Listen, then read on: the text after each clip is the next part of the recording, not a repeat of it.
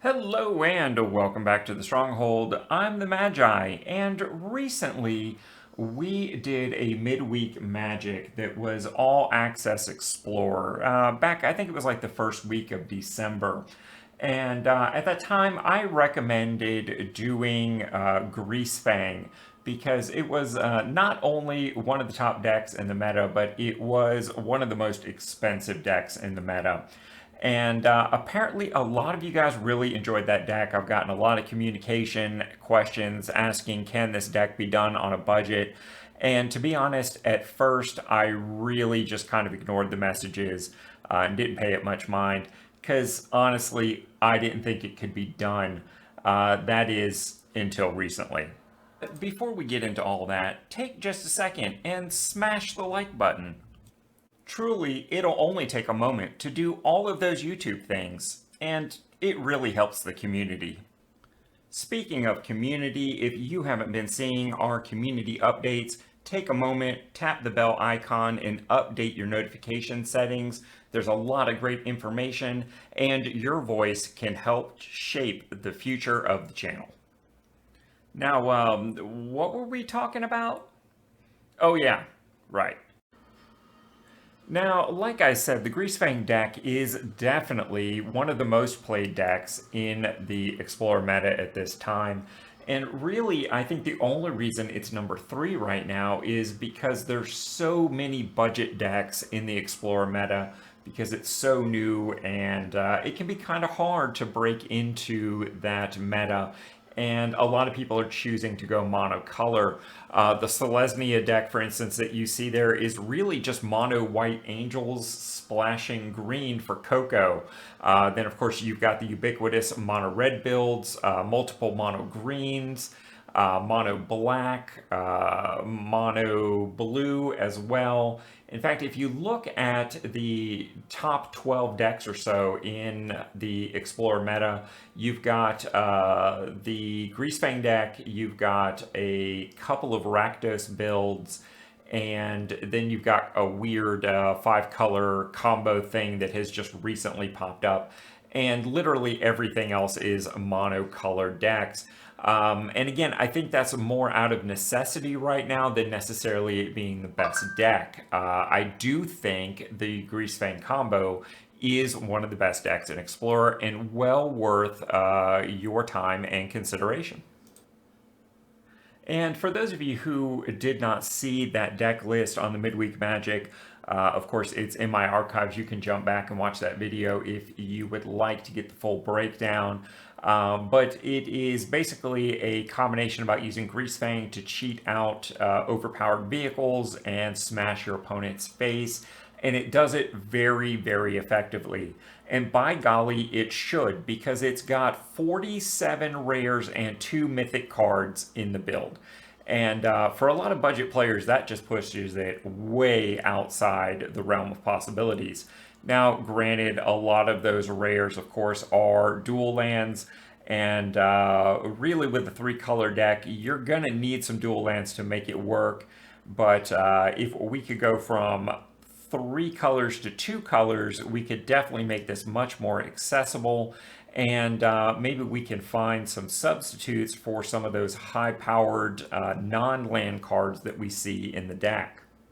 Let's give it a shot. All right, so let's take a moment and talk about this deck list. And I'm going to start with the main body mythics that I've included. That's right, budget players get to use mythics too. First off, we've got Liliana of the Veil. This is mostly in here as a discard outlet, as well as the fact that Liliana will always have a bullseye on her. So even if they turn right around and kill her, that is a turn that it bought you that you didn't take damage. Liliana is available to us budget players through one of the jump-in packs with a mythic upgrade. So you may not have a copy of Liliana, but it's not unlikely that you will. I don't know that I would spend a wild card on this depending upon what your situation is, but as far as mythic wild cards go right now, in the current standard meta, you could certainly do worse than Liliana of the Veil. Our second mythic is Spirit Sister's Call.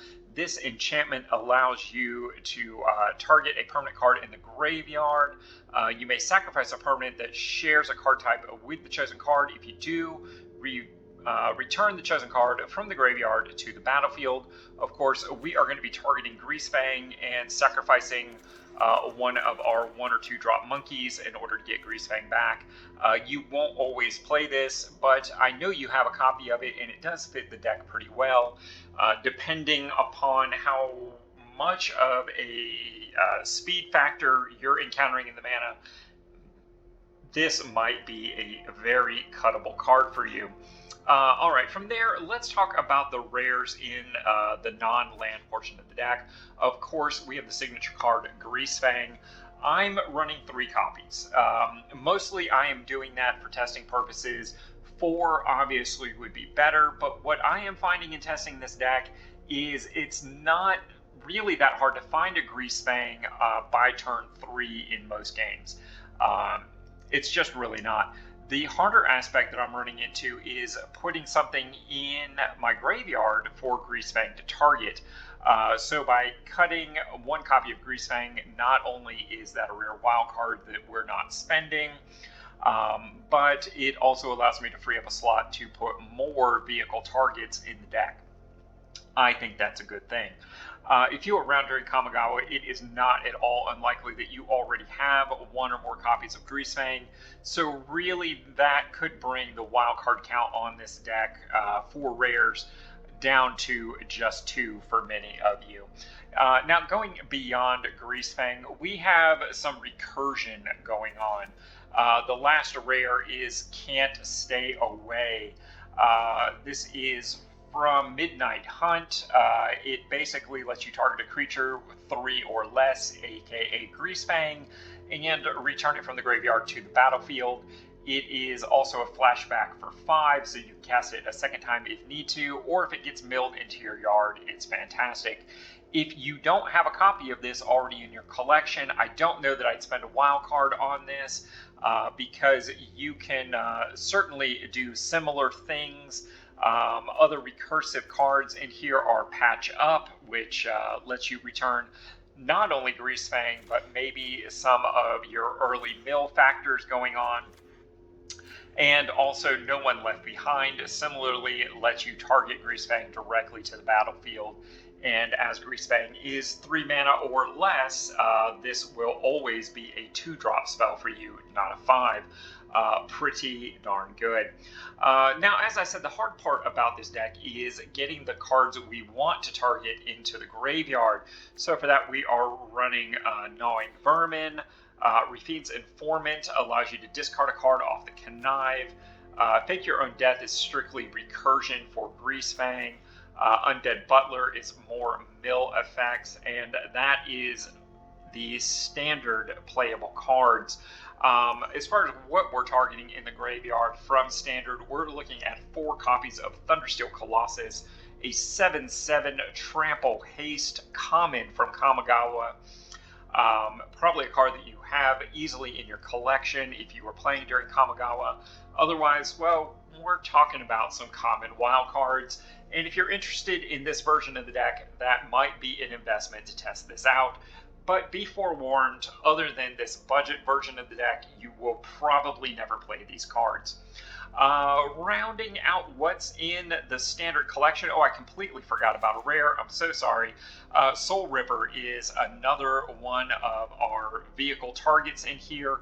I'm running this mostly as a budget concede here. A rare that came to us in our new player experience.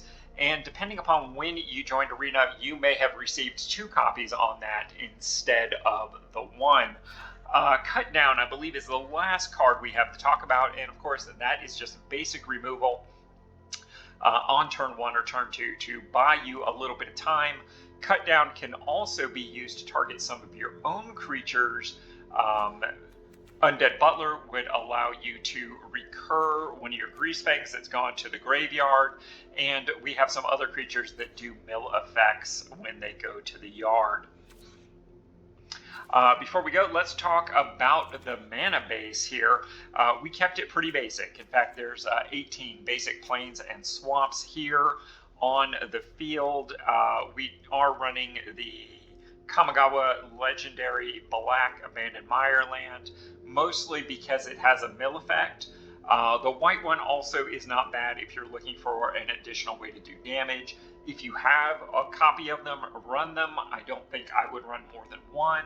And I don't think I would burn a wild card for either of the cards for this deck, although either one, and in fact both, are worth a wild card consideration if you happen to not open any by the time they rotate. Shattered Sanctum is our slow dual land. I'm running one copy because I know everybody has at least one copy. And depending upon when you joined Arena, you may have actually received two of those. Rounding out our land, we've got Plaza of Heroes and Thran Portal. Those are just a nice utility, versatile, rare lands that are not bound by a particular color pair. These are the kind of versatile lands that you really want to be looking for to be adding to your collection, because they are far more valuable to you towards the beginning than any single dual land that is bound to a pair or even a triome of colors. That's right, folks. A whopping 82% of this Explorer deck is available to you virtually for free just by grinding the standard format. Really, we're only talking about, for most of you, 2 rare wild cards for additional copies of Greasefang, making the assumption that most of you are going to have at least 1 copy. All right, so now let's talk about that 18% that the Explorer cards are adding to this deck. First up, we've got the only rare wild card in this, and that is for Fabled Passage. This is another one of those very versatile rare lands that I think literally every player on Arena should have at least 1 copy of. It lets you search up a basic land, and if it's your 4th land or more, it comes into play untapped. That can be any basic land, regardless of color.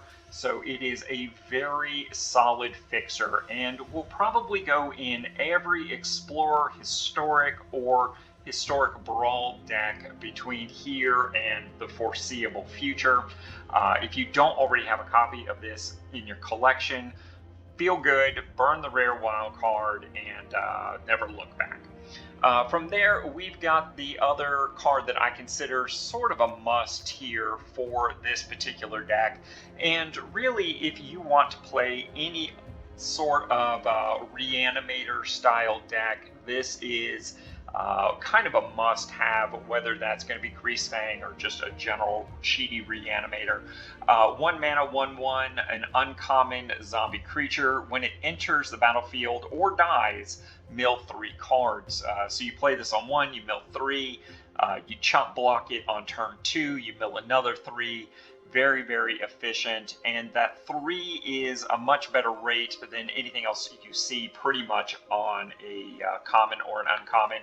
So a very solid, not only budget include for Reanimator, but usually is included even in the top tier decks. From there, we've got some other ways to churn your deck into the graveyard. Single copy of Corpse Churn, a 2 mana instant, mill 3 cards. Then you may return a creature card from your graveyard to your hand. That's a May ability, so if you mill something that you want in your graveyard, you can just decline. But if you mill something like your Greasefang, or maybe something else that you might want to be able to use, like an Undead Butler, Rafine's Informant, Gnawing Vermin, you can grab one of those. And it doesn't have to be one of the cards that you milled. Any card that's gone to your graveyard is viable for this. So if, like we talked about, if you use your Stitcher Supplier to block, but then you want to get it back and replay it, Corpse Churn will allow you to do that. Similarly, Mire Triton is probably the 2nd best Stitcher Supplier in the Eternal formats. It's similarly 2 mana. It is a 2/1 over a 1/1. It is a zombie anamorphic, so it has 2 very relevant creature types, but it also has Death Touch, so it can certainly trade up very, very nicely. It only mills 2 cards into your yard when it ETBs, and it also gains you 2 life, but it doesn't do the when it dies trick. So if you use this as a blocker, make sure to trade up on it. You won't regret it. Now, earlier in the video, we talked about only running 3 copies of Greasefang, and I'm sure some people probably clicked off and thought I was insane and haven't made it to this point. But one of the reasons that we're only running 3 copies here is we are also running a copy of General's Enforcer, effectively trading a rare wild card potentially for an uncommon. Human and soldier, 2 relevant creature types here, and the nice thing about the Enforcer here is legendary humans you control have indestructible, which definitely adds some insulation to many decks. Unfortunately, Greasefang is not a human, so it won't benefit from that. In fact, I don't think any card in here is super synergistic with that particular clause. But this also adds another available card for things like Brawl and things like that. If you do have the 4th copy of Greasefang, this is probably the card I would cut. Just thinking out loud there. And then, of course, we need some more vehicles for Greasefang to target. My idea here is that you need about 8 potential Greasefang target vehicles. So in here, we've got the 4 copies of the Thundersteel Colossus. You've probably got 1 or 2 copies of the Soul Ripper. So what I did is actually go through and pick what I think are the 3 best budget options for that additional 2 or 3 slots. First off is what I think is probably the best, the Bomat Bazaar Barge. Say that 3 times fast.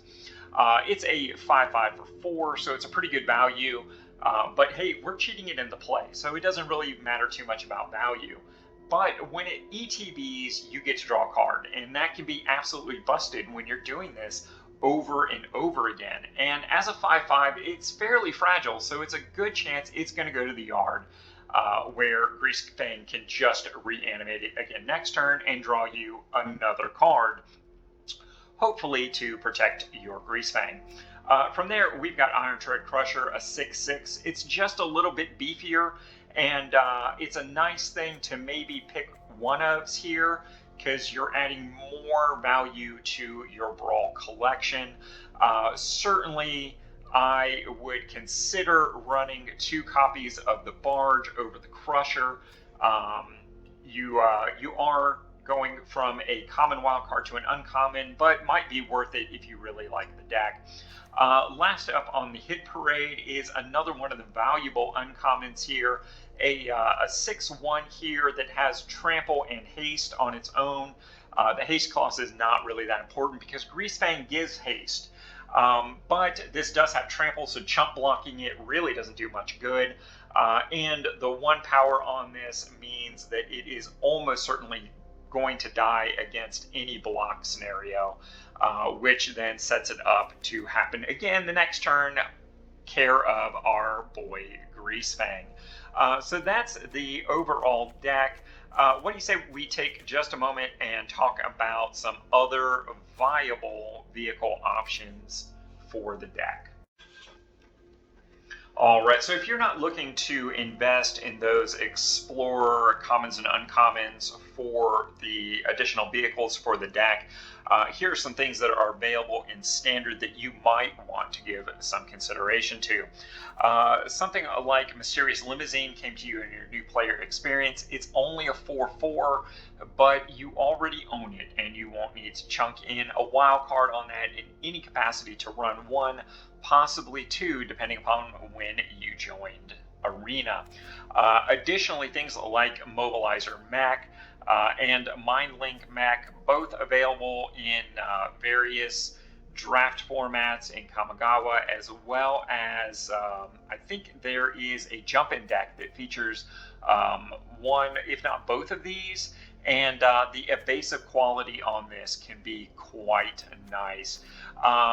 Similarly, Futurist Sentinel as a 6/6 can be a very solid beater, as is Capenna Express at 6/6. And the fact that it's green doesn't really matter because we're never going to cast this. So don't worry about making your deck able to generate green mana. If you are playing this in Historic, the Capenna Express actually becomes a 7/7. They pushed it just a little bit more. Let's see here. I think Prototype is worth mentioning if you wanted to go a little more traditional in your vehicle build and get a little further away from the combo. But frankly, at that point, I think we're talking about a different deck. Reckoner Bankbuster is another solid vehicle that I think many people should own or already do own. But really, this is not what you want to be doing with your turn 2 in the combo version of the deck. But it's worth some consideration if you already have them. And I mean, I guess Surge Hacker Mech could be decent. I mean, it is a 5/5 with Menace. So if you have it, it's probably worth running. And if you were to accidentally get a couple vehicles out, its ETB trigger could be pretty nice as a removal factor. But I think this is a solid tier 2 option. Now, of course, the traditional other 4 slots, or really all 8 for this, are Parhelion and then some combination of the Cadillac Seeker's Chariot and the flagship, console flagship. But since we are going to be looking at not spending those rare and mythic wild cards, let's take a look at the commons and uncommon other options available to us in the Eternal format. Now, I've already talked about what I think are the best 3 common and uncommon options, and for the most part, I'm going to stand by that. So a lot of this is going to be why some of the other options are not quite as good. The one that I think a lot of people are likely to own is Colossal Plow. The biggest problem here is the crew 6. Greasefang cannot crew this on his own, and in fact you probably need 2 other creatures on your board plus Greasefang to crew the Colossal Plow. The 6/3 stats on this are very, very appealing, as it's going to hit hard and is fragile. So it will more than likely die rather than bouncing back to your hand. Unfortunately, the 3 mana every turn is not something you're likely to be able to use, so it becomes even less appealing. From there, we've got things like the Funeral Longboat. 3/3 is just not really the sort of power that we're looking for in this, and the Vigilance is completely irrelevant if we cheat this out with Greasefang. And with a 2 mana cost, are we really cheating anything? Same could be said for Colossal Plow. When this bounces back to your hand, Vigilance means nothing. Sky Skiff, again, 2/3 is just not really what we're looking for. The 2 mana cost is not really awesome either, since we're looking to really throw out some big beef. The only thing that really gets you is an evasive issue with flying. We did not talk about the Dragster. A 4/4 is pretty good. It is technically cheated out because it is a 3 mana, and we're going to be getting that out for the cost of the Greasefang. If it attacked or blocked in combat, to put a velocity counter on it. If it has 2, draw a card. The issue here is if we're cheating this out with Greasefang, it is going to be bouncing back to our hand, and those velocity counters are never going to accumulate. Even if it dies, of course, completely irrelevant. Mobile Garrison is another one of those somewhat underpowered at only 3. This does give you the option to untap another target artifact or creature you control when it attacks. So if you had some blocking issues and things like that, maybe, but it's just not really doing much in this deck. The Raiders Carve? I don't know. I don't speak that language. At a 4/4 is a little bit more reasonable. When it attacks, look at the top card of your library. If it's a land card, you may put it onto the battlefield tapped. It's not a bad way to churn through your deck. It's common as opposed to some of the uncommons that we talked about. But really, I would rather just have the barge to just straight up draws me a card. But hey, if you're really tight on wild cards, or maybe you already have this, it's a viable fourth or fifth piece to consider. The sleek schooner at 4/3 is a little better on the power toughness aspect. But again, if you don't already own this, I think we've talked about better ways to spend an uncommon wildcard. Principally with the barge that draws you a card every time it ETBs. This is second, third best at best. Here's our boy the barge. I think this is one of what it's all about here. The ETB trigger is just phenomenal. Crusher is a little beefier on the battlefield, but it's going to get bounced back to your hand. It's a little harder to recur because that 6 toughness is going to be pretty hard for your opponent to kill. The dragster we have talked about. Thundering Chariot. So this gives you that same trample aspect that we talked about on the dragster, but it's only a 3/3.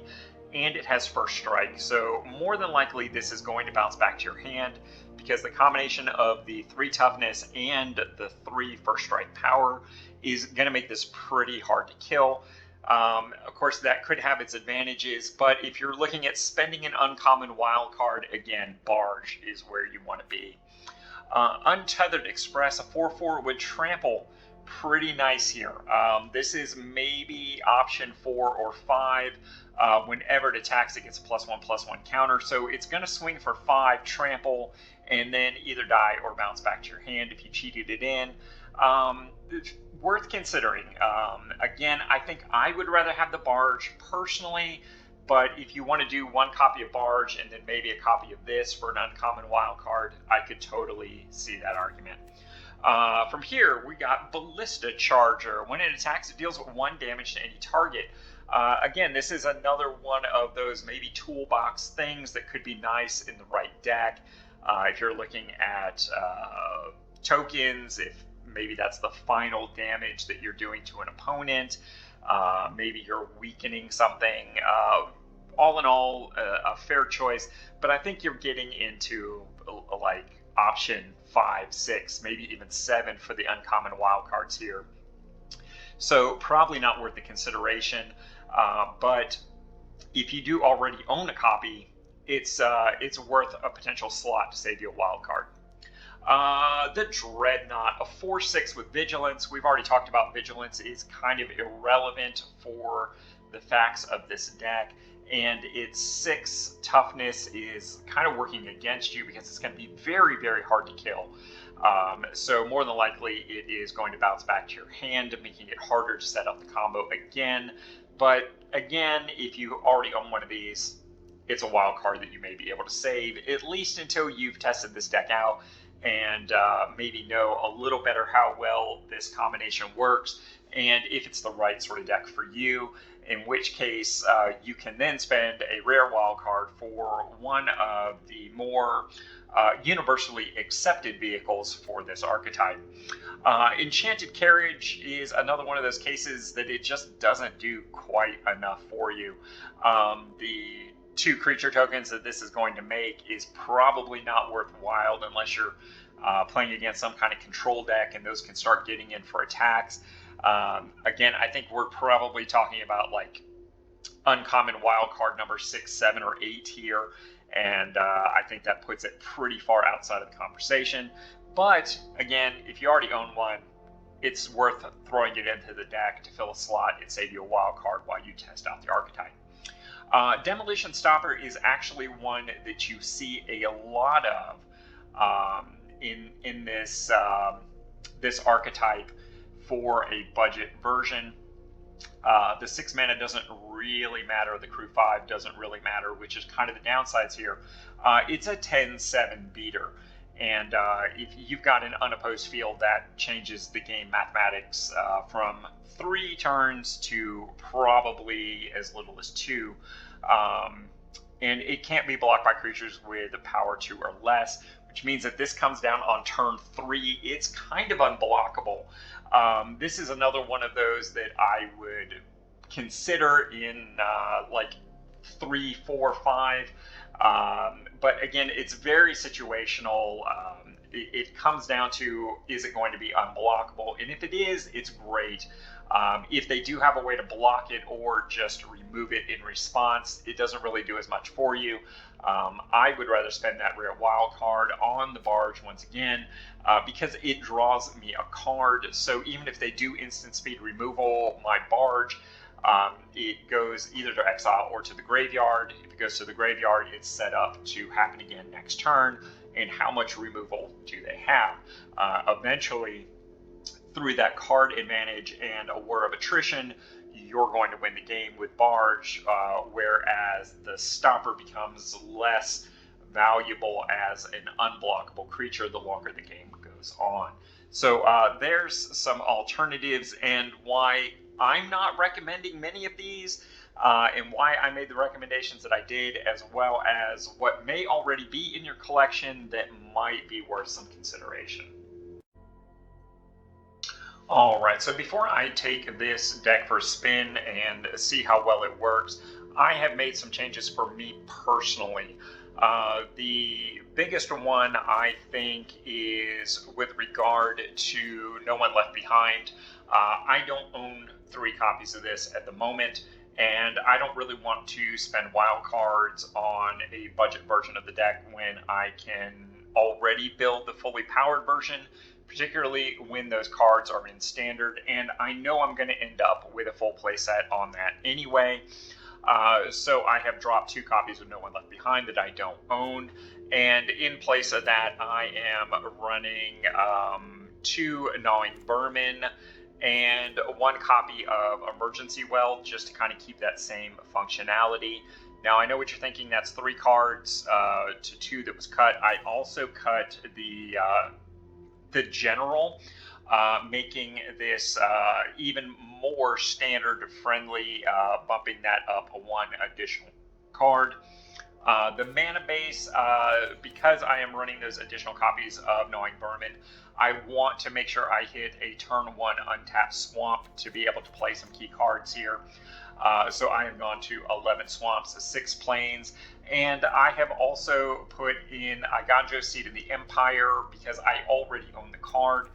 Very similar to the discussion on Abandoned Mire. If you have it, it's great. If you don't worry about it. In addition, just to kind of showcase what I think is the best budget option, and also to reduce a wild card on this, I am running 3 copies of the Bizarre Barrage. I think I've gone on at length as to why I think this is the best card because of the card draw. So I'm running all 3 here so we get a better chance to showcase just how good that card can be for us. Other than that, pretty much everything else in the deck is exactly the way we talked about it. So let's take it for a spin. Q. Alright, Iceward 89. We got the Greasefang in hand. We've got a turn 2 Fabled Passage, so all we really need is a 3rd mana and to dump something into the yard worth having. So let's see if we can get there. We unfortunately are on the play. Or excuse me, on the draw.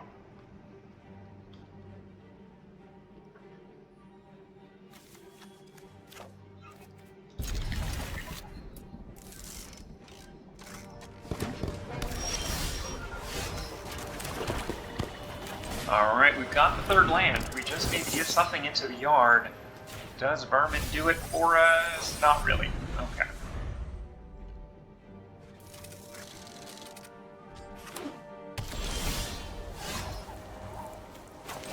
Let's go ahead and grab that Plains. Just to make sure we have it. Just in case. Saddest little Vermin attacking.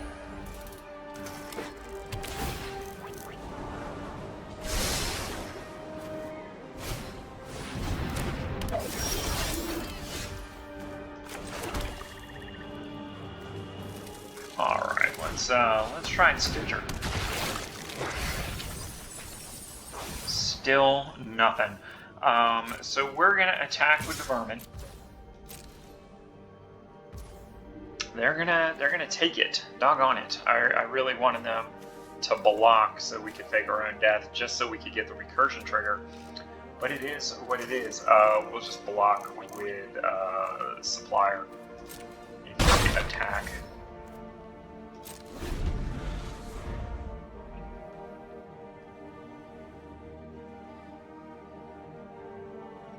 Are they brave enough to attack? Let's see.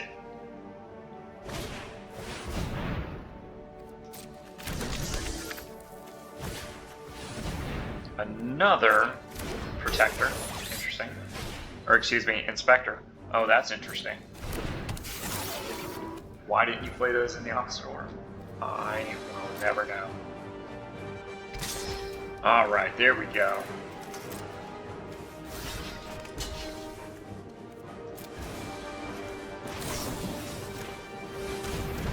We'll fake our death in another mill trigger and hopefully put something in the yard worth doing. Not really. We got a couple of informants in there, but man, what I really want is one of these Colossus in there.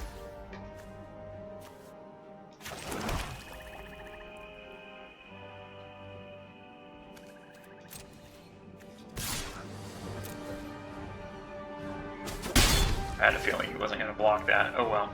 I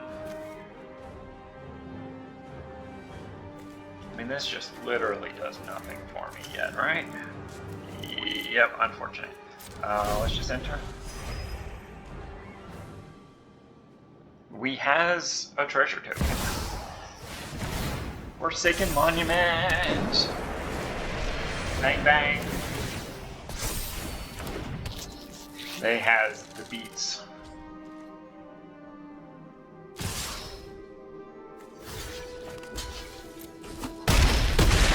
Just chump block to try and buy some time here.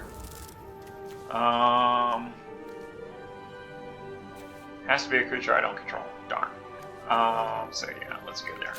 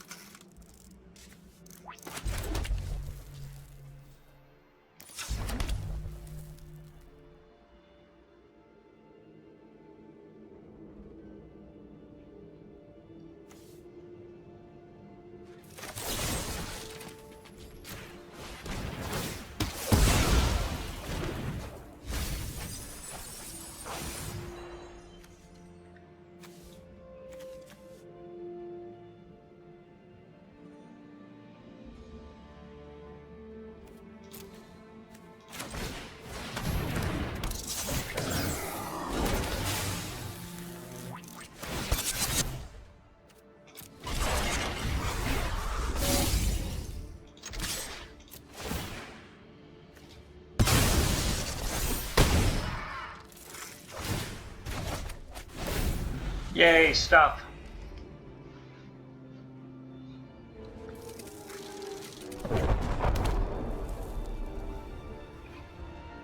Does he have removal, or is he just going to kill me straight up? We'll see. No other targets in my graveyard, unfortunately.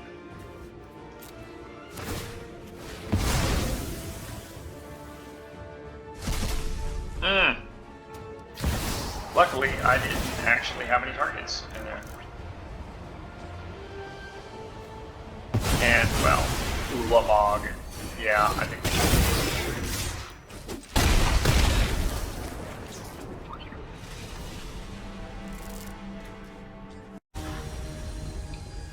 All right, first up, we are going to put it against Sparky just to kind of show how the deck is intended to work.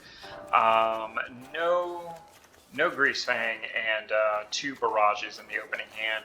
I don't love it, but we're going to keep it and see what we can do here. I think... Yeah, I'm just going to go ahead and play the Sanctum on 1. I don't have a 1-drop to play, so it doesn't really matter.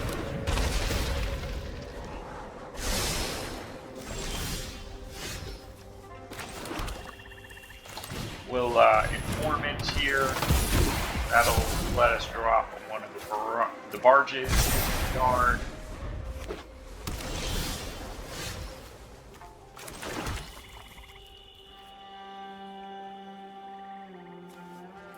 As weird as this feels, I think I'm actually going to cut down his Walroons.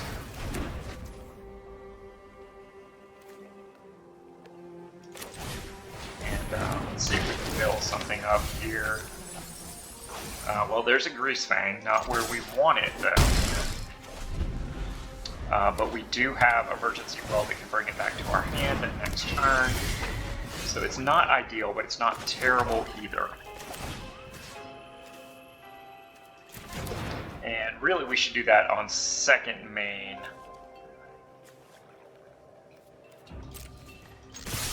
Just so the potential control deck knows less about what we're doing. Sure, that's awesome. He will let you. Well, and they killed the butler. Okay, so let's take that action, and we'll get back to Greasefang. Unexpected, which means this turn we can probably Bazaar to draw a card, or March to draw a card. Okay, I'll take it.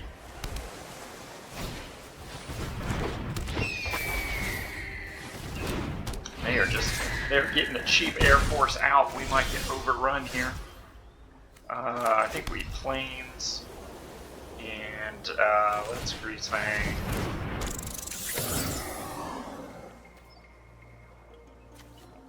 Oh, I can actually smash with both the barges. Interesting. Alright, let's hit this. And another Greasefang. Interesting.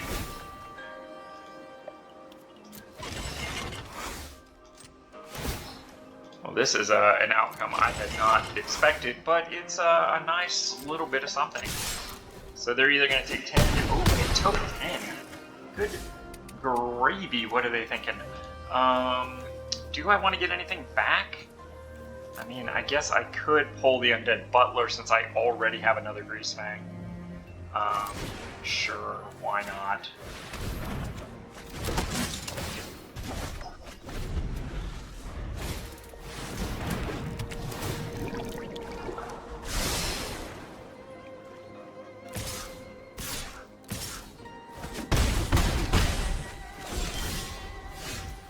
Oh, and there's a discard option. So nice.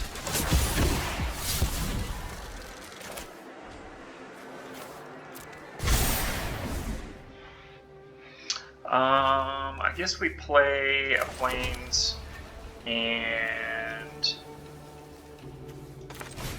let's Undead Butler just in case I mill something better into the yard than the barge. No, we didn't. So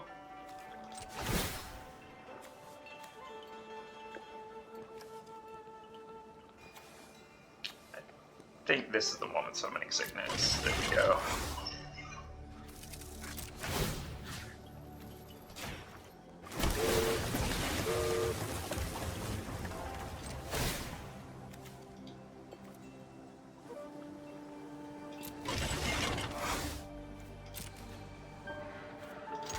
And that's game. Even if they had blocked effectively, they were still going to lose that one.